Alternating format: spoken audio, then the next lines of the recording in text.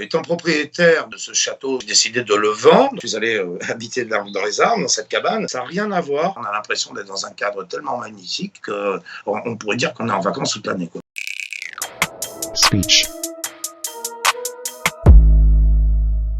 Étant propriétaire de ce château depuis des générations, ma famille et moi, ça devenait extrêmement lourd. 2500 mètres carrés de toiture à entretenir, plus les 12 hectares attenants de vignes. J'ai décidé de le vendre, mais sans mes terres. Les terres, c'était très important. C'était aussi une volonté de transmettre à ma fille des choses qui me semblaient plus essentielles. Alors dès que j'ai vendu, je suis allé habiter dans les arbres, dans cette cabane qui est perchée à 6 mètres de haut. Elle existe depuis plus d'une dizaine d'années. Avant, je la louais et là, j'y suis super heureux.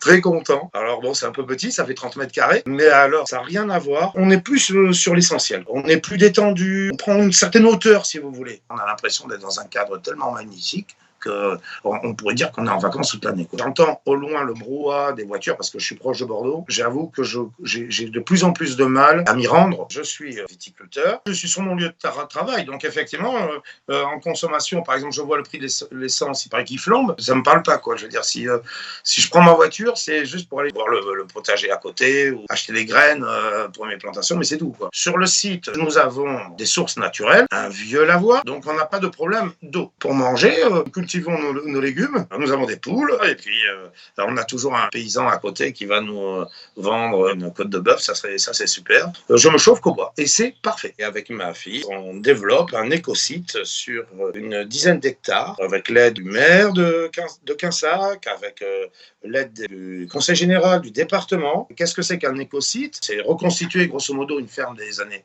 50, avec des légumes travaillés, cultivés, avec des poules, des canards, des moutons pour être dans les vignes et supprimer complètement effectivement les produits chimiques. C'est-à-dire mieux consommer, mieux manger, mieux vivre, avoir quelques hébergements, d'autres cabanes pour partager ces moments, sensibiliser les gens, ce qui fait aussi un complément, pour rien vous cacher, de revenus qui participent à l'équilibre financier de l'écosite. La cabane, celle-ci étant construite depuis plus de 10 ans, j'avais un ancien PLU où effectivement les réglementations étaient beaucoup plus souple. Aujourd'hui, elle est beaucoup plus contraignante. Et la première démarche, c'est aller voir le maire du village où on veut s'installer et voir avec lui.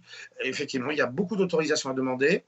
C'est souvent un permis de construire. Il faut expliquer aussi sur le projet de vie. Ça peut être une démarche vraiment active. Alors, vous devez compter en gros 2 000 € le mètre carré. Je vous laisse le soin de calculer puisque j'habite dans 30 mètres carrés. Ça, il faut compter 70 000 €.